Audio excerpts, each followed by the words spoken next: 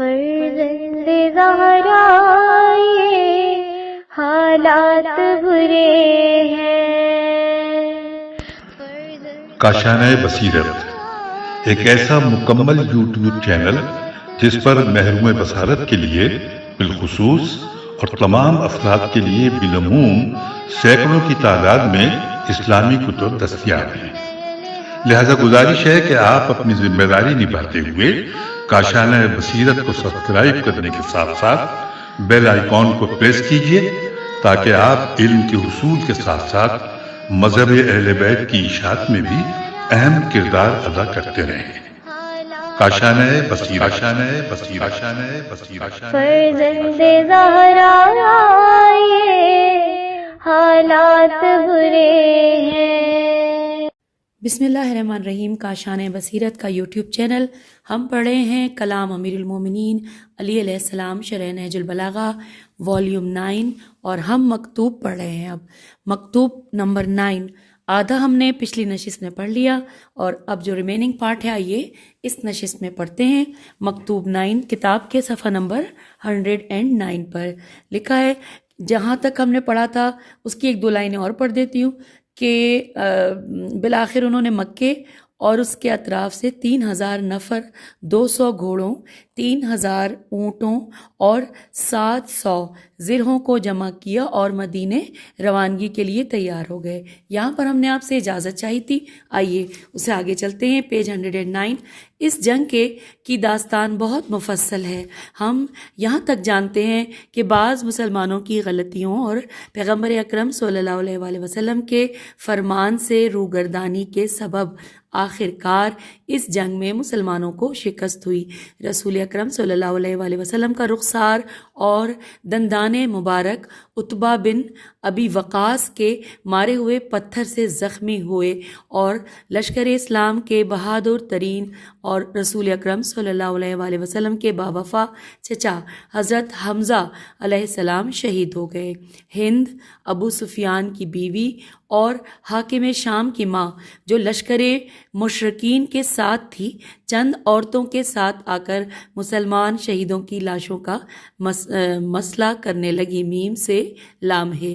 ہند شہیدوں کے کان اور ناک کاٹ کر اپنے لیے ہار بناتی تھی۔ اس ملعونہ نے حضرت حمزہ علیہ السلام کا جگر نکال کر اپنے دانتوں کے نیچے رکھا۔ وہ اسے کھانا چاہتی تھی مگر ایسا نہ کر سکی، لہٰذا اسے پھینک دیا۔ یہی وجہ ہے کہ مسلمان ہند کو جگر خوار اور حاکم شام کو پسر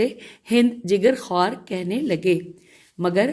جعفر ابن ابی طالب علیہ السلام جنگ موتا میں مارے گئے۔ یہ جنگ شام کے نزدیک شمالی جزیرۃ العرب کی سرحد پر موتا نامی میم واو تے ہے مقام پر ہجرت کے 8ویں سال واقع ہوئی۔ اس کا سبب یہ ہوا کہ رسول گرامی صلی اللہ علیہ وآلہ وسلم نے حارث بن عمیرت نامی اپنے قاصد کو حاکم بصرہ کی طرف روانہ کیا اور اسے اسلام کی دعوت دی۔ جب وہ قاصد موتا پہنچا تو حاکم بصرہ کے حکم پر قتل کر دیا گیا، اور یہ اس قانون کے خلاف تھا جو مختلف قوموں کے قاصدوں اور ایلچیوں سے متعلق رائج تھا، اور آج بھی اس قانون کا پاس رکھا جاتا ہے۔ یہ مصیبت مسلمانوں پر بہت شاق گزری، چنانچہ پیغمبر اکرم صلی اللہ علیہ وآلہ وسلم کے حکم پر 3000 افراد پر مشتمل ایک لشکر زید بن حارثہ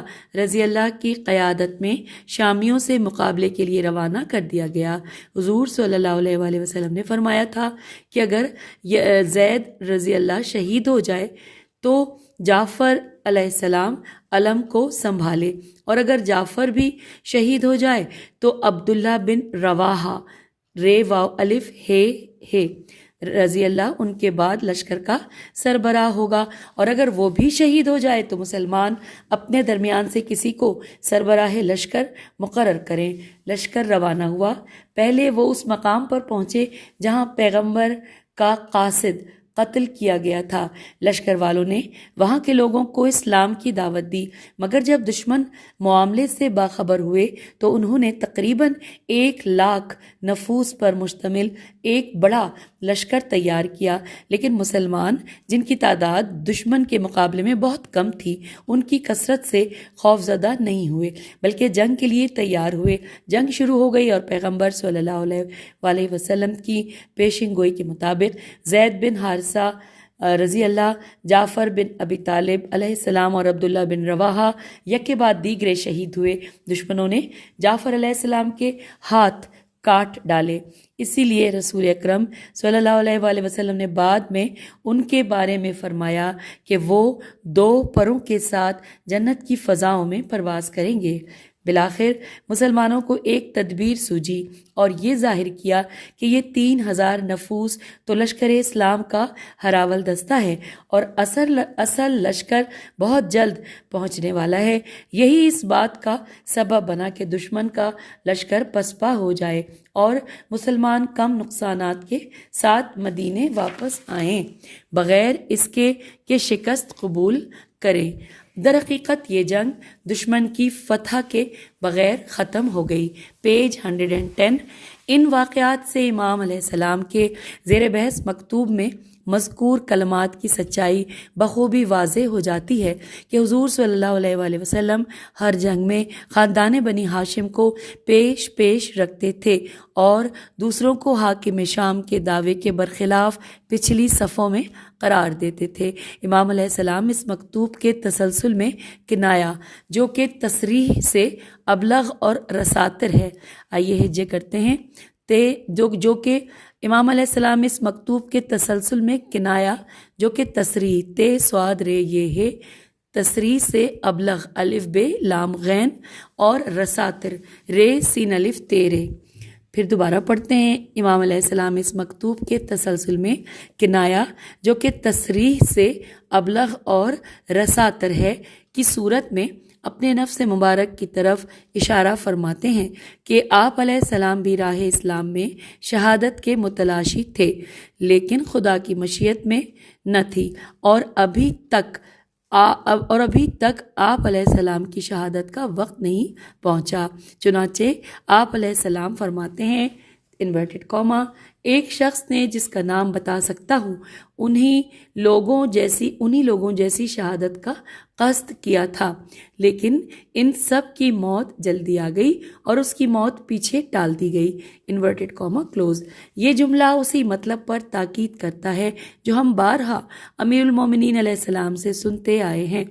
آپ علیہ السلام فرمایا کرتے تھے کہ میں شہادت کا اس سے زیادہ مشتاق ہوں جتنا شیر خوار بچہ اپنی ماں کے پستان کا ہوتا ہے۔ حوالہ ہے نہج البلاغہ، خطبہ نمبر 5۔ اس کے باوجود کہ جنگ احد کے اختتام پر امام علیہ السلام غمگین حالت میں رسول اکرم صلی اللہ علیہ وآلہ وسلم کی خدمت میں حاضر ہوئے اور عرض کی کچھ مسلمان شہید ہوئے ہیں جن میں چچا حمزہ بھی شامل ہیں، تو پیغمبر صلی اللہ علیہ وآلہ وسلم نے فرمایا اے علی علیہ السلام، آپ کو بشارت ہو کہ شہادت آپ کی منتظر ہے۔ اب یہاں پر انورٹڈ کاما کلوز ہو گیا، بریکٹ میں لکھا ہے کہ یعنی آپ بھی راہ حق میں شہید ہوں گے۔ حوالہ ہے نہج البلاغہ، خطبہ 156۔ پھر لکھا ہے امام علیہ السلام اپنی اور اپنے خاندان کی فداکاری اور برتری کو دوسروں پر واضح کر دینے کے بعد زمانے کی گردش کے در حقیقت جس سے مراد زمانے کے لوگ ہیں اس پر اظہار تعجب فرماتے ہیں کہ آپ علیہ السلام اور آپ کے خاندان کو اتنے سارے فضائل اور برتریوں کے باوجود ایک ایسے شخص کے مقابل قرار دیتے ہیں جو ہرگز اس طرح کی سابقہ خدمات کا حامل نہیں۔ آپ علیہ السلام فرماتے ہیں انورٹڈ کاما، ہم آگے پیج 111 پہ، انورٹڈ کاما، کس قدر تعجب خیز ہے زمانے کا یہ حال کہ میرا مقابلہ ایسے افراد سے ہوتا ہے جو کبھی میرے ساتھ قدم ملا کر نہیں چلے اور نہ اس دین میں ان کا کوئی کارنامہ ہے جو مجھ سے موازنہ کیا جا سکے۔ Inverted comma close. بعض کا خیال ہے کہ یہ جملہ اس جانب اشارہ ہے کہ لوگوں نے آپ علیہ السلام کا حاکم شام سے موازنہ کیا تھا، حالانکہ امام علیہ السلام کا مقصد یہ نہیں۔ امام علیہ السلام کی نظر در حقیقت حاکم شام کے خط پر ہے، جس میں اس نے خلفائے ثلاثہ کا تذکرہ اور امام علیہ السلام کے مقابلے میں ان کی فضیلت بیان کی ہے، وگرنہ حاکم شام نے اس خط میں اسلام سے متعلق اپنے سوابق سین و الف بے قاف کی طرف کوئی اشارہ نہیں کیا ہے، کیونکہ اس سلسلے کے میں اس کا ماضی بالکل کورا تھا اور بیان لائق کچھ تھا ہی نہیں۔ اس کا ماضی تو سیاہ کرتوتوں پر مشتمل تھا اور اس کا خاندان اسلام کے صف اول کے دشمن ابو سفیان کے خاندان پر مشتمل تھا۔ بہرحال امام علیہ السلام زمانے کے لوگوں من جملہ حاکم شام سے متعلق اظہار تعجب فرماتے ہیں کہ کیسے وہ آپ علیہ السلام کا خلفائے ثلاثہ سے موازنہ کرتے ہیں۔ یہ کلام در حقیقت اس مطلب کے مشابہ ہے جو آپ علیہ السلام نے خطبہ شقشقیہ میں بیان فرمایا ہے۔ انورٹڈ کاما، مجھ میں پہلے دن کون سا عیب و ریب تھا کہ آج مجھے ایسے لوگوں کے ساتھ ملایا جا رہا ہے، انورٹڈ کاما کلوز۔ لکھا ہے جو لوگ یہاں امام علیہ السلام کے کلام کو آپ علیہ السلام کے حاکم شام کے ساتھ موازنے کے تناظر میں دیکھتے ہیں، گویا وہ امام علیہ السلام کے کسی مقام پر فرمائے ہوئے کلام سے متاثر ہوئے ہیں۔ لیکن اگر اس نقطے کی طرف توجہ کی جائے کہ امام علیہ السلام کا مکتوب حاکم شام کے خط کے جواب میں لکھا گیا ہے اور اس کے خط میں گزشتہ خلفاء کی فضیلت کا تذکرہ ہوا ہے، تو واضح ہو جائے گا کہ امام علیہ السلام کا مقصد وہی ہے جو ہم اوپر بیان کر چکے ہیں، یعنی آپ علیہ السلام کا خلفائے ثلاثہ سے موازنہ کیا گیا ہے۔ پھر لکھا ہے کہ پھر امام علیہ السلام یہی مطلب کنائے کی صورت میں تصریح سواد رے یہ ہے تصریح سے بھی بہتر انداز میں یوں بیان فرماتے ہیں، انورٹڈ کاما، کہ مگر یہ کہ کوئی مدعی کسی ایسے شرف کا دعویٰ کرے جس کو نہ میں جانتا ہوں اور نہ شاید خدا اس سے آگاہ ہو۔ پھر یہاں پہ بریکٹ میں لکھا ہے کیونکہ ایسی کسی چیز کا سرے سے وجود ہی نہیں کہ اس سے خدا آگاہ ہو، ان بریکٹ کلوز۔ باہر طور ہر حال میں خدا کا شکر ہے، انورٹڈ کاما یہاں کلوز ہو گیا۔ پھر لکھا، ہم پیج 112 پہ آ گئے ہیں، اور پھر لکھا ہے کہ فیا عجبن للدہر، کہ جملے کے یہ معنی نہیں کہ امام علیہ السلام زمانے کو تقدیر کا مالک سمجھتے ہوں اور حوادث میں اس کے لیے دخالت کے قائل ہوں جیسا کہ دہریوں کا عقیدہ ہے، بلکہ دہر یعنی کہ زمانے سے مراد یہاں زمانے کے لوگ ہیں جنہوں نے امام علیہ السلام کے مقام کو نہ پہچانا اور آپ علیہ السلام کو ایسے لوگوں کے قرین سمجھا اور ان سے موازنہ کیا کہ جنہوں نے کبھی بھی راہ اسلام میں امام علیہ السلام کی طرح کوئی قدم نہ اٹھایا تھا۔ لہٰذا شکایت زمانے کے لوگوں سے ہے، نہ کہ خود زمانے سے۔ دوسرے الفاظ میں زمانے کی اچھائی اور بدی اس کے لوگوں کے ذریعے معلوم ہوتی ہے، اور بقول شاعر، ترجمہ پڑھ رہے ہیں ہم، کہ سبھی لوگ زمانے کی برائی کرتے ہیں، حالانکہ ہمارے زمانے میں ہمارے سوا کوئی عیب نہیں، ہم زمانے کی برائی کرتے ہیں جبکہ عیب خود ہمارے اندر ہے، اور اگر زمانہ بات کرنے لگے تو وہ ہماری برائی کرے گا۔ یہاں پر یہ ترجمہ ختم ہوا، ان دو اشعار کا شاعر کا نام نہیں لکھا ہوا۔ پھر لکھا ہے کہ من لم یسعی بقدمی، کہ جملے کا مفہوم انورٹڈ کاما کہ میری طرح کوئی قدم نہ اٹھایا، انورٹڈ کاما کلوز، اس بات کے لیے کنایا ہے کہ دوسروں نے ہرگز اسلام کی ایسی خدمت نہیں کی کہ جیسی میں نے انجام دی ہے۔ سامعین، اب یہاں پر ہم اس مکتوب نمبر 9 کا تیسرا حصہ پڑھنے جا رہے ہیں۔ عربی میں کہاں سے کہاں تک ہے، اس کے پہلے اور آخری لفظ آپ کی سماعتوں کی نظر، وَأَمَّا مَا سَأَلَتْ، اور ختم ہو رہا ہے وَالسَّلَامُ لِأَهْلِهِ۔ ترجمہ، رہ گیا تمہارا یہ مطالبہ کہ میں قاتلان عثمان کو تمہارے حوالے کر دوں، تو میں نے اس مسئلے پر کافی غور کیا ہے۔ میرے امکان میں انہیں نہ تمہارے حوالے کرنا ہے اور نہ کسی اور کے۔ میری جان کی قسم اگر تم اپنی گمراہی اور عداوت سے باز نہ آئے تو ان قریب انہیں دیکھو گے کہ یہ تمہیں بھی ڈھونڈ لیں گے اور اس بات کی زحمت نہ دیں گے کہ تم انہیں خشکی یا تری پہاڑ یا صحرا میں تلاش کرو، البتہ یہ وہ طلب ہوگی جس کا پا لینا باعث مسرت نہ ہوگا، اور وہ ملاقات ہوگی جس سے کسی طرح کی خوشی نہ ہوگی، اور سلام اس کے اہل پر۔ ہم آ گئے ہیں پیج 113 پر۔ اب ہیڈنگ آ گئی شرح و تفسیر، اور یہاں پر ہیڈنگ ہے قاتلان عثمان سے تمہیں کیا سروکار، سوالیہ نشان ہے اور یوں ہی ہیڈنگ ہے۔ تفصیلات پڑھتے ہیں۔ لکھا ہے ہم جانتے ہیں کہ حاکم شام نے اپنے خط میں امام علیہ السلام سے درخواست کی تھی کہ قاتلان عثمان کو اس کی تحویل میں دیں۔ یہ درخواست بے معنی اور منطق سے عاری تھی، کیونکہ اگر کسی شخص سے کسی بے گناہ کے قتل کے سبب قصاص لینا مطلوب ہو تو یہ کام مسلمانوں کے امام اور خلیفہ کے ذمے ہوتا ہے۔ پس مقتول کی بے گناہی اور قاتل کا گناہ ثابت ہونے کی صورت میں امام اور خلیفہ صاحب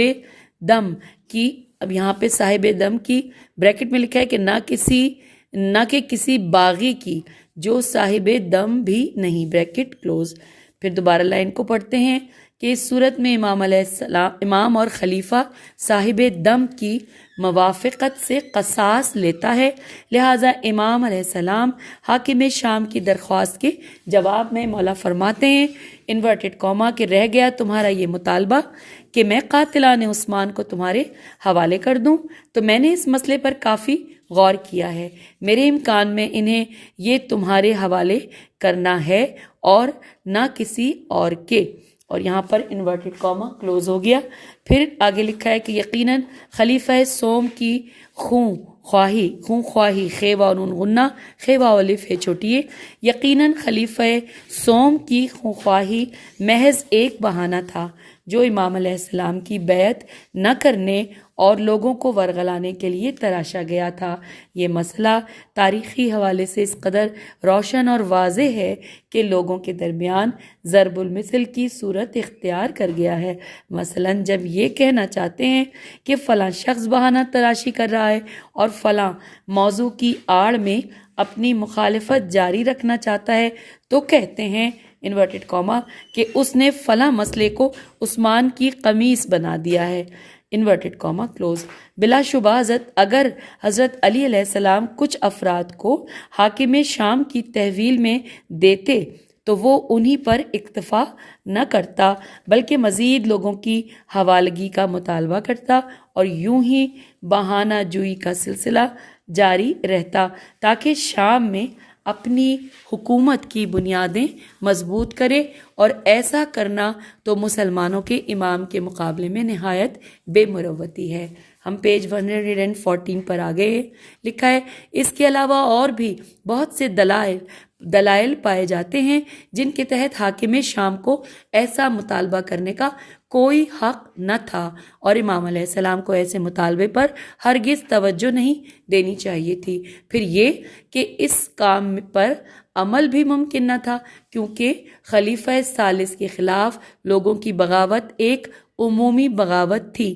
اس مطلب پر گواہ وہ داستان ہے جو شارح بحرانی نے شرح نہج البلاغہ میں نقل کی ہے۔ وہ لکھتے ہیں انورٹڈ کاما ابو ہریرہ اور ابو دردہ دال رے دال الف حاکم شام کے پاس آ کر کہنے لگے کہ تم کیوں علی علیہ السلام سے جنگ کرتے ہو جبکہ وہ اپنے فضائل اور اسلام کے لیے کی گئی سابقہ خدمات کی روح سے حکومت کے لیے تم سے زیادہ سزاوار ہیں۔ اس پر حاکم شام نے کہا کہ میں نے کبھی نہیں کہا کہ میں ان سے بہتر ہوں، میں صرف اس لیے جنگ کرتا ہوں کہ خلیفہ کے قاتلوں کو میرے حوالے کر دیں۔ یہ دونوں افراد، اب آگے بریکٹ میں لکھا ہے کہ جو سادہ لوگ تھے، اس سے یہ پوچھے بغیر کہ تمہاری کیا حیثیت ہے کہ خلیفہ کے قاتل تمہارے حوالے کر دیے جائیں، کیا تم سربراہ حکومت یا صاحب دم ہو؟ اب یہاں بریکٹ کلوز ہو گیا۔ اب ہم دوبارہ سے اس لائن کو پڑھتے ہیں۔ کہتے ہیں کہ میں نے کبھی نہیں کہا کہ میں ان سے بہتر ہوں، میں صرف اس لیے جنگ کرتا ہوں کہ خلیفہ کے قاتلوں کو میرے حوالے کر دیں۔ یہ دونوں افراد، یعنی یہ جو دونوں افراد سوال کر رہے تھے، اس کے پاس سے چلے گئے اور حضرت علی علیہ السلام کی خدمت میں حاضر ہو کر عرض کرنے لگے، حاکم شام کا عقیدہ ہے کہ خلیفہ ثالث کے قاتل آپ علیہ السلام کے پاس اور آپ علیہ السلام کے لوگوں کے درمیان ہیں، تو آپ علیہ السلام قاتلوں کو اس کے حوالے کیجئے، اور اگر اس کے بعد بھی وہ جنگ کرے تو ہم جان جائیں گے کہ وہ ظالم ہے۔ انورٹڈ کاما کلوز ہو گیا یہاں پر، کہ جو ہم نے واقعہ پڑھنا شروع کیا تھا، کہ جو شارح بہرانی نے شرح نہج البلاغہ میں نقل کیا تھا۔ اب آگے چلتے لکھا ہے کہ امام علیہ السلام نے فرمایا، میں خلیفہ کے قتل کے دن موجود نہ تھا کہ ان کے قاتلوں کو پہچان سکوں، اگر تم انہیں پہچانتے ہو تو مجھے دکھلا دو۔ انہوں نے کہا کہ ہمیں یہ خبر ملی ہے کہ محمد بن ابی بکر، عمار یاسر، مالک اشتر، عدی بن حاتم، عمرو بن حق اور فلاں فلاں شخص خلیفہ پر حملہ کرنے والوں میں سے ہیں۔ امام علیہ السلام نے فرمایا کہ اگر ایسی بات ہے تو جاؤ انہیں گرفتار کر لو۔ یہ سادہ لو افراد ان بزرگوں کے پاس گئے اور کہا کہ آپ لوگ خلیفہ کے قاتلوں میں سے ہیں، اور امیر المومنین علیہ السلام نے آپ لوگوں کی گرفتاری کا حکم دے دیا ہے۔ اس وقت ان کی آواز بلند ہو گئی اور لشکر علی علیہ السلام سے 10,000 سے زائد افراد ہاتھوں میں تلوار لیے کھڑے ہو گئے اور کہنے لگے کہ خلیفہ کو ہم سب نے قتل کیا ہے۔ ابو ہریرہ اور ابو دردہ اس واقعے سے حیران و پریشان ہو گئے اور یہ کہتے ہوئے حاکم شام کے پاس لوٹ گئے کہ اس کام کا کوئی انجام اور خاتمہ نہ ہوگا، اور اسے واقعے کی خبر دی۔ حوالہ نوٹ کیجئے، یہاں پر حاشیے میں تفصیلات یوں لکھی ہیں کہ ترجمہ شرح نہج البلاغہ ابن میسم، جلد نمبر 4، صفحہ نمبر 628، زیر بحث مکتوب کے ذیل میں یہی مضمون کچھ فرق کے ساتھ ابن عاصم الف عین سے میم کوفی نے کتاب الفتوح جلد نمبر 3 صفحہ نمبر 61 پر نقل کیا ہے، اور اس سے ملتا جلتا مطلب ابو مسلم خولانی نے اوپر نقل کیا ہے۔ یہاں ہم نے یہ حاشیے میں پڑھ لیا۔ اب آئیے آگے چلتے ہیں۔ جب خلیفہ ثالث کے قاتل اور ان کی حمایت کرنے والے اتنی کثیر تعداد میں ہوں تو کیا امام علیہ السلام ان سب کو یا ان میں سے کسی ایک کو حاکم شام کے حوالے کر سکتے ہیں؟ اگرچہ یہ تسلیم بھی کر لیا جائے کہ وہ خلیفہ ثالث کا صاحب دم ہے اور خواہی کا اسے حق حاصل ہے، چونکہ حاکم شام نے اپنے خط کے آخر میں امام علیہ السلام کو جنگ کی دھمکی دی تھی، لہٰذا امام علیہ السلام بھی اپنے مکتوب کے آخر میں فصاحت و بلاغت پر مبنی جملوں اور منہ توڑ الفاظ میں اسے دھمکی دیتے ہوئے فرماتے ہیں، انورٹڈ کاما، میری جان کی قسم، اگر تم اپنی گمراہی اور عداوت سے باز نہ آئے تو ان قریب انہیں دیکھو گے کہ یہ تمہیں بھی ڈھونڈ لیں گے اور اس بات کی زحمت نہ دیں گے کہ تم انہیں خشکی یا تری پہاڑ یا صحرا میں تلاش کرو، البتہ یہ وہ طلب ہوگی کہ جس کا پا لینا باعث مسرت نہ ہوگا، اور وہ ملاقات ہوگی جس سے کسی طرح کی خوشی نہ ہوگی، اور سلام اس کے اہل پر۔ انورٹڈ کاما کلوز ہو گیا۔ امام علیہ السلام اپنے اس حکیمانہ کلام میں حاکم شام کو یہ سمجھاتے ہیں کہ خلیفہ کے قاتل، جیسا کہ تم سوچ رہے ہو، ایک یا دو نفر نہیں ہیں، بلکہ ایک عظیم لشکر ہے جو جلد ہی تمہاری تلاش میں آئے گا، لہٰذا تمہیں ان کی جستجو کی تکلیف اٹھانے کی ضرورت ہی نہیں ہے۔ جی ہاں، مستقبل قریب میں یہ لوگ تم سے ملاقات کرنے آئیں گے، لیکن یہ ملاقات خوش آئند نہیں بلکہ تلوار کے زخموں پر مشتمل ہوگی، اور اس احمقانہ بہانے کو تم سے چھین لیں گے۔ پھر لکھا ہے کہ واقعی ایسا ہی ہوا، اور اگر قرآنوں کو نیزوں پر بلند کر دیے جانے پر بعض سادہ لو افراد عمر و آس عین الف صاد کی سازش کا شکار نہ ہو جاتے تو شام میں اس کی حکومت کی بساط لپیٹ دی گئی تھی۔ اب ہم آگے ہیں نقطہ پڑھنے کے لیے پیج 116 پر۔ آئیے ہیڈنگ دیکھتے ہیں، قتل خلیفہ کے بارے میں تفصیلات جانتے ہیں۔ ہم اگرچہ اس کتاب میں خلیفہ ثالث کے قتل اور ان کے قاتلوں نیز ان عوامل کے بارے میں کہ جو مسلمانوں کی ان کے خلاف بغاوت کا سبب بنے بارہا بحث کر چکے ہیں، تاہم لازم ہے کہ ایک اور نقطے کی طرف مختصر طور پر اشارہ کیا جائے۔ حضرت علی علیہ السلام کے ساتھیوں میں موجود بعض ایسے افراد جن کو رسول اکرم صلی اللہ علیہ وآلہ وسلم نے بہشت کی بشارت عطا کی تھی، ان کا عقیدہ یہ تھا کہ خلیفہ اپنی بدعتوں کی بنا پر واجب القتل ہے۔ نصر بن مزاحم اپنی کتاب صفین میں نقل کرتے ہیں کہ عمار رضی اللہ جنگ صفین کے دوران ایک دن اپنے دوستوں کے درمیان کھڑے ہو کر کہنے لگے، اے خدا کے بندو، میرے ساتھ آ جاؤ تاکہ بعض ایسے لوگوں کے پاس چلیں جو ایک ظالم کی خونخواہی کر رہے ہیں اور جنہوں نے ظلم و ستم کی مخالفت اور نیکی و احسان کی ترغیب دینے والے نیکوکاروں کا قتل کر دیا ہے۔ ان لوگوں کی اگر دنیا آباد ہو تو دین اسلام خواہ نابودی کے دہانے پر بھی پہنچے انہیں کوئی پرواہ نہ ہوگی۔ اگر وہ ہم سے یہ کہیں کہ تم لوگوں نے خلیفہ کو کیوں قتل کیا ہے، اور تو ہم کہیں گے کہ ان بدعتوں کی وجہ سے کہ جو اس نے دین میں پیدا کی تھیں، البتہ وہ یہ کہیں گے کہ اس نے کوئی بدعت پیدا نہیں کی ہے۔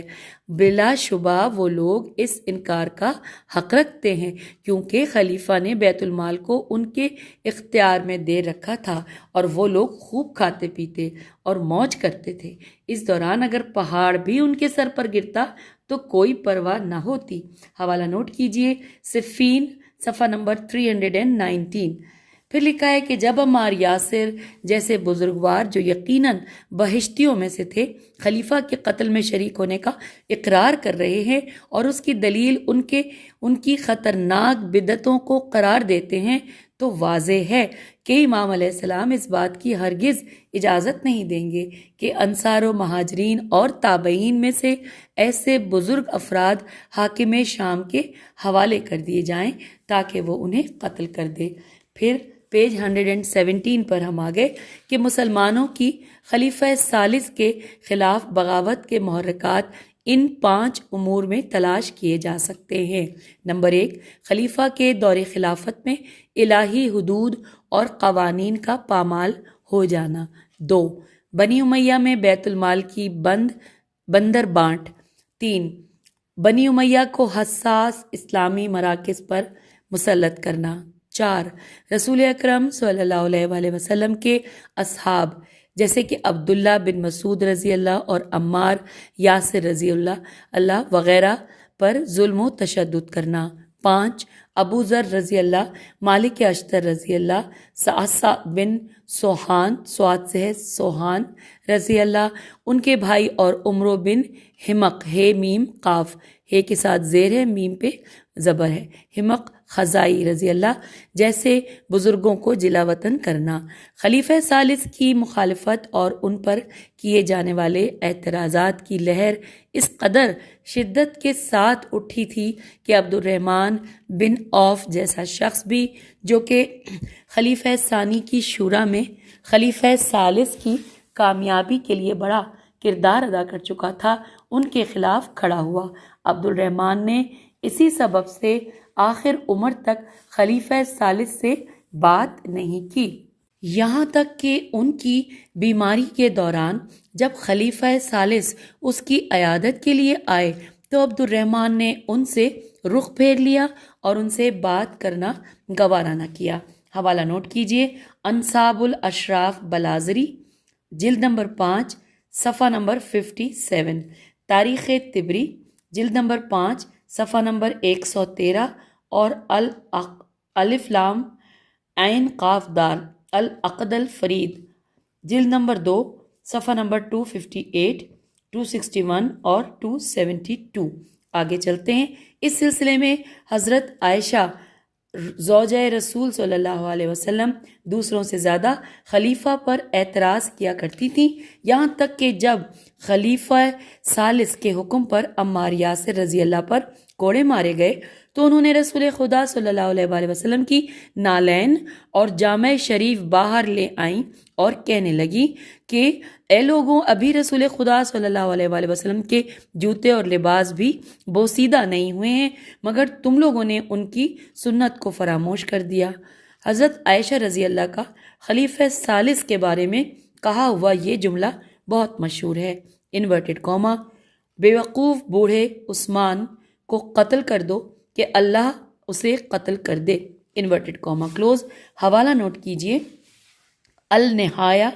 ابن الاسیر الجزری، جلد نمبر 5، صفحہ نمبر 80، نیز شرح نہج البلاغہ ابن ابی الحدید، جلد نمبر 2، صفحہ نمبر 77، جلد نمبر 6، صفحہ نمبر 215۔ بہرحال جن لوگوں نے خود اعتراض کیا کہ وہ خلیفہ کے خلاف بغاوت اور ان کے قتل کی راہ ہموار کرنے میں شریک تھے، ان کے نام اس قدر زیادہ ہیں کہ یہاں ذکر نہیں کیے جا سکتے۔ مذکورہ بالا 5 عوامل اس بات کا سبب بنے کہ اس دور کے اہم اسلامی مراکز جیسے کوفہ، بصرہ اور مصر وغیرہ سے بہت سے لوگ امر بالمعروف اور نہی عن المنکر کرنے والوں کے عنوان سے مدینے کی طرف روانہ ہو جائیں اور اپنے دیگر ہم فکروں کے ساتھ مل کر خلیفہ کی توبہ اور حقیقی اسلام کی طرف لوٹنے یا ان کی خلافت سے برطرفی سے متعلق کوئی تدبیر ڈھونڈیں۔ انہوں نے خلیفہ کے گھر کا محاصرہ کیا اور ایک خط کے ذریعے ان سے توبہ کا مطالبہ کیا۔ خلیفہ نے، جسے مسئلے کی سنجیدگی کا اندازہ نہ تھا، بعض بدنام افراد جیسے مغیرہ بن شعبہ شین عین بے ہے اور عمرو عاص عین الف صاد کے ذریعے مسئلے کو ختم کرنے کی کوشش کی، لیکن لوگوں نے ان کی بات ماننے سے انکار کر دیا اور ان کے خلاف نعرے بلند کیے۔ اس کے بعد خلیفہ نے متعدد بار حضرت امیر المومنین علیہ السلام سے التجا کی اور آپ علیہ السلام نے ہر بار اپنی حکیمانہ تدابیر سے حالات کو قابو فرمایا، مگر افسوس کہ خلیفہ نے جو قوت ارادی سے عاری تھے اور مروان بن حکم جیسے فاسدوں سے بہت متاثر تھے اور ہر کام میں انہی سے مشورہ کیا کرتے تھے، عملی طور پر حضرت علی علیہ السلام کی کوششوں کو کوئی وقت نہ دی۔ آخرکار مظاہرین نے ایک بار پھر خلیفہ کے گھر کا گھیراؤ کیا اور اس مرتبہ ان کے گھر میں پانی کی رسائی روک دی گئی۔ اس دوران حضرت علی علیہ السلام نے خلیفہ کی درخواست پر بنی ہاشم کی مدد سے پانی کی ایک مشک خلیفہ کے گھر پہنچا دی، جبکہ اس ماجرے میں بنی ہاشم کے بعض افراد محاصرہ کرنے والوں سے جھڑپ کی وجہ سے زخمی بھی ہوئے۔ خلیفہ نے محاصرے کے دوران حاکم شام کے نام ایک خط لکھ بھیجا جس میں اس سے مدد کی درخواست کی، لیکن اس نے خلیفہ کے خط کو کوئی اہمیت نہ دی اور کہا اصحاب پیغمبر صلی اللہ علیہ وآلہ وسلم کی مخالفت نہ کرے۔ خلیفہ کے گھر کا گھیراؤ کرنے والوں کا مقصد ان کا قتل نہ تھا، بلکہ وہ پانی اور خوراک کی ترسیل روکنے کے ذریعے خلیفہ اور ان کے ساتھیوں کو اپنے مطالبات ماننے پر مجبور کرنا چاہتے تھے، مگر مروان بن حکم جس نے باغیوں میں سے ایک کو قتل کر دیا تھا، اس کے غلط اقدام کے سبب خلیفہ کے گھر پر حملہ شروع ہوا۔ ہجوم کی شدت اس قدر تھی کہ بنی امیہ جو خلیفہ اور خلافت کے کارگزاروں کی جان بچانے والے تھے بھاگ کھڑے ہوئے اور رسول اکرم صلی اللہ علیہ وآلہ وسلم کی زوجہ اور ابو سفیان کی بیٹی ام حبیبہ کہ جو بنی امیہ میں سے تھیں انہیں اپنے گھر میں چھپا لیا۔ خلیفہ کے 3 حمایتی جو بھاگ نہ پائے تھے مہاجرین سے جھڑپ کے دوران قتل ہو گئے اور بالآخر خلیفہ بھی ان کے ہاتھوں مارے گئے۔ اس دوران محمد بن ابی بکر رضی اللہ کنانتا کاف نون الف نون تے بن بشر بے پہ پیش ہے بے شین رے بشر تحبیبی ہجے کر لیتے ہیں، بے پہ جس طرح بھی بتایا بے پہ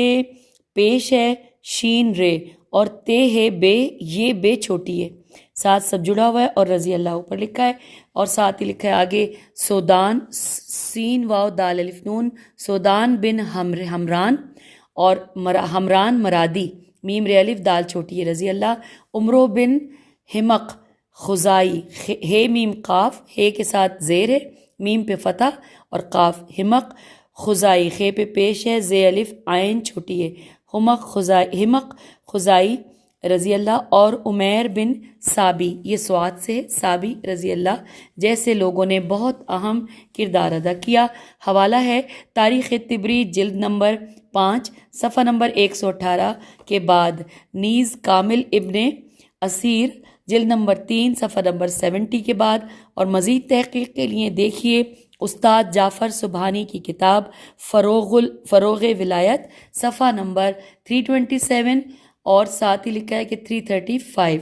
اور شرح نہج البلاغہ ابن ابی الحدید جلد نمبر 2 صفحہ نمبر 129 سے لے کے 158